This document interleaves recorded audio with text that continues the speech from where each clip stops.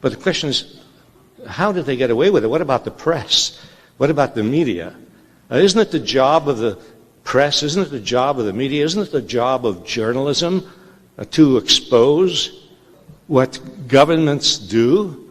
Don't journalists learn from I.F. Stone, who said, you know, just remember two words, he said to young people who were studying journalism. He said, just remember two words, governments lie.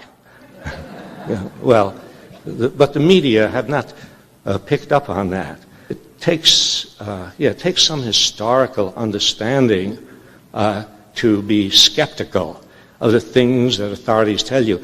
When you know history, you know that governments lie. As I.F. Stone said, governments lie all the time. Oh, not just the American government. It's just in the nature of governments. Well, they have to lie. I mean, governments in general do not represent the people of the societies that they govern.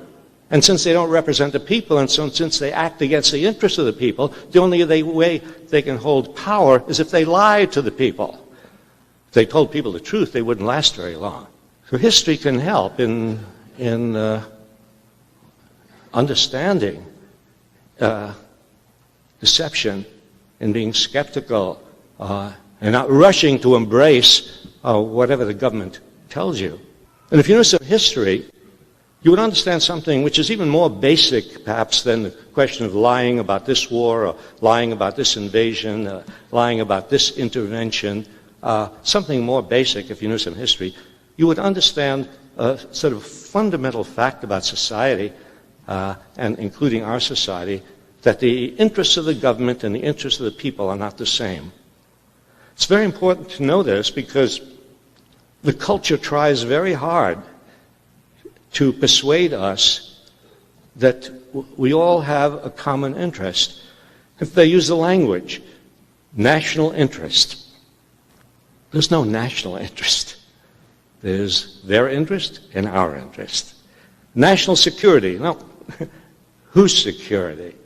National defense. Whose defense? All these words and phrases are used to try to encircle us all into a nice big bond so that we will assume that the people who are the leaders of our country have our interests at heart. Very important to understand, no, they do not have our interests at heart.